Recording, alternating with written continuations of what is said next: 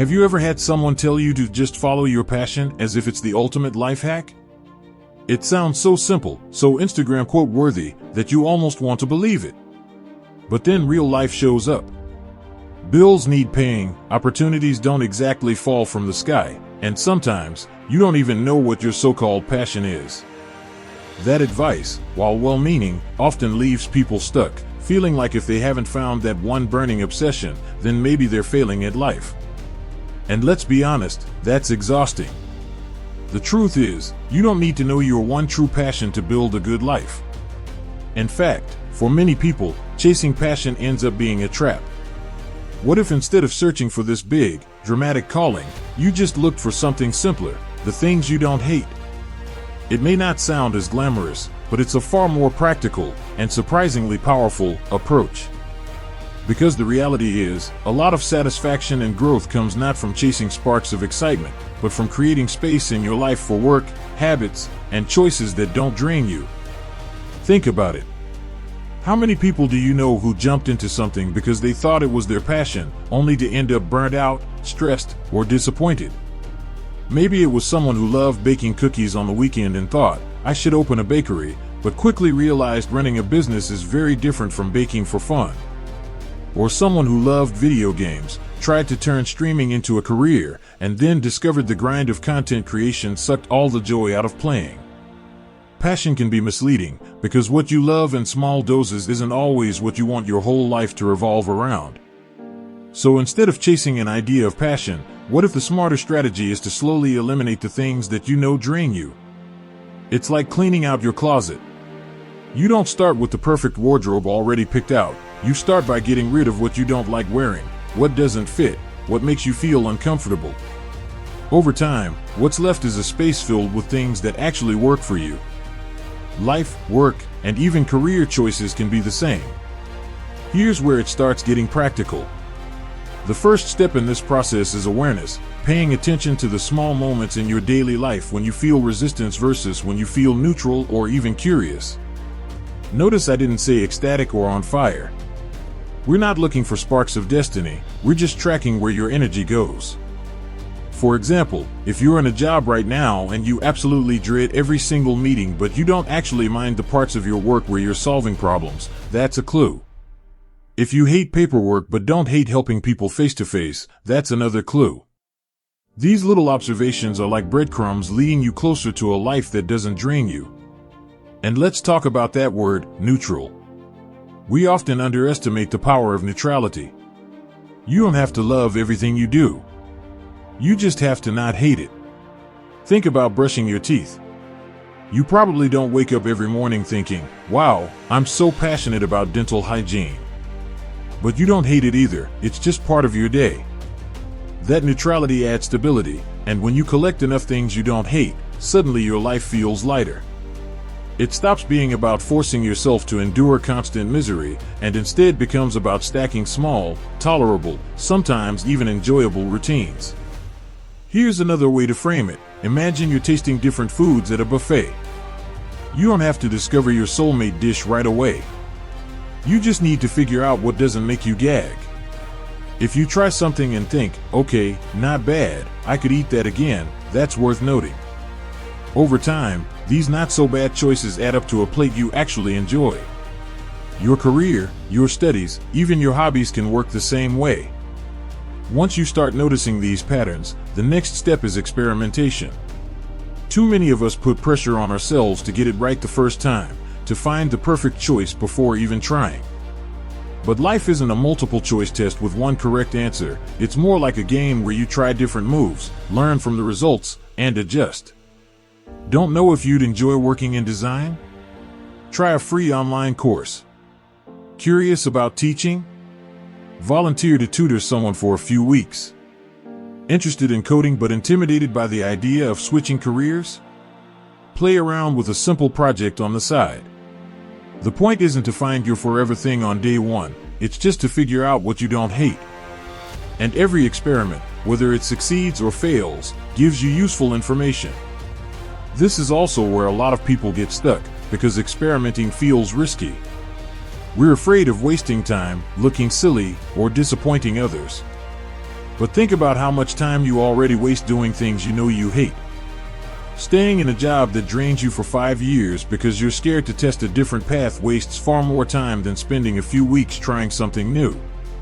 The cost of curiosity is tiny compared to the cost of staying stuck. And here's the best part: even when you try something and realize you don't like it, that's progress. Every no gets you closer to your personal yes. That's the beauty of looking for what you don't hate. It flips failure on its head. You can't really fail, because even if you don't find your passion, you're still eliminating paths that don't fit. And what you're left with is always closer to something sustainable, something livable, something real. So let's pause here.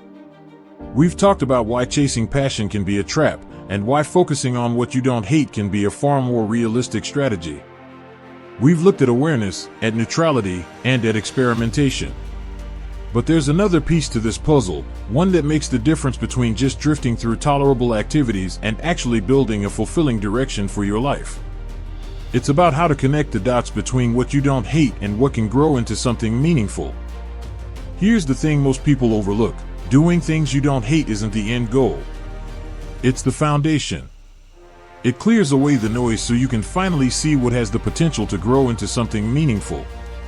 Think of it like planting seeds in a garden. You don't know which ones will sprout into something strong and lasting until you give them a little space, water, and sunlight. The trick is learning how to recognize when something you don't hate might actually be worth investing more of yourself into. One way to do this is by paying attention to curiosity. Passion feels like fireworks. It's loud, obvious, and rare. Curiosity is quieter. It shows up as that little spark of interest when you find yourself Googling something late at night or losing track of time while tinkering with a side project.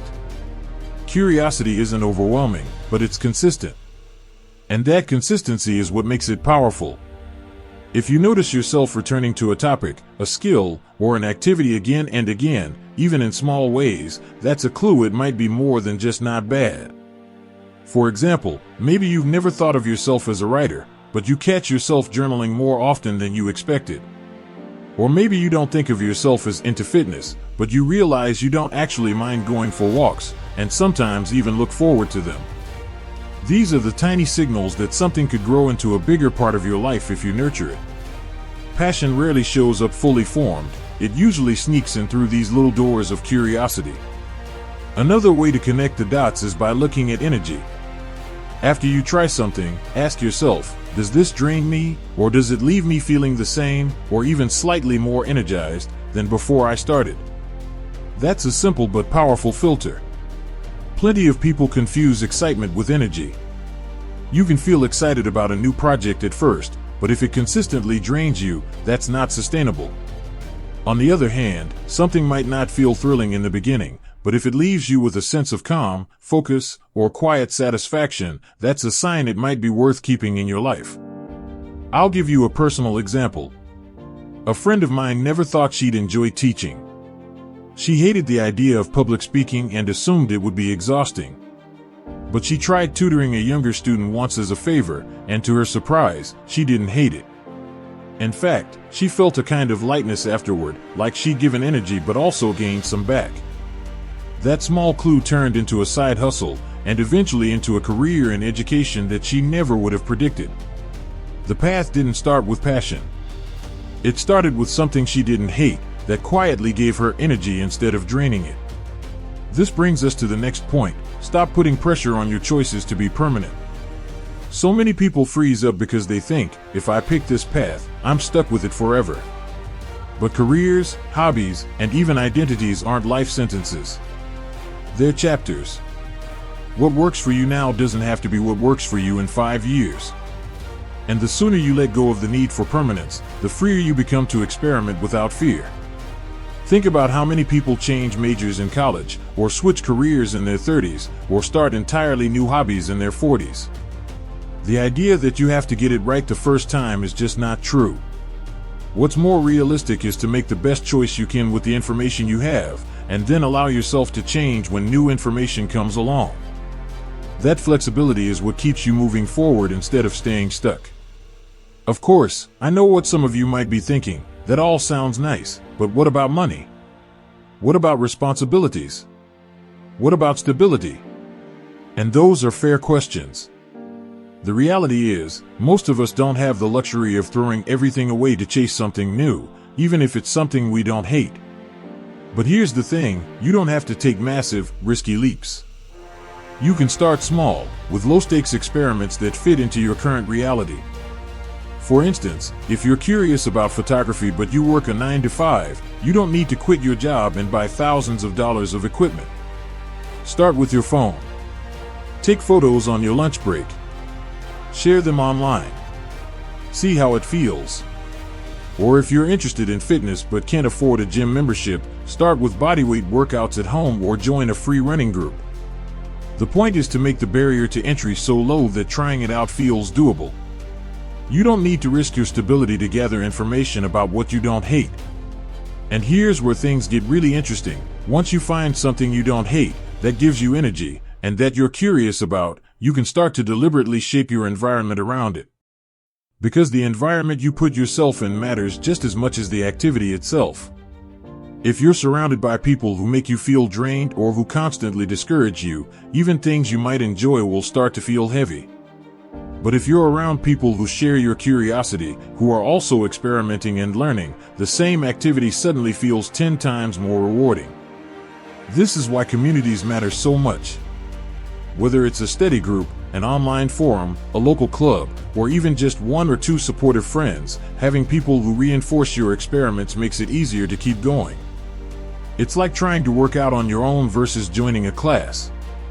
Both can get you results, but the class adds energy, accountability, and connection. The same goes for any path you're exploring.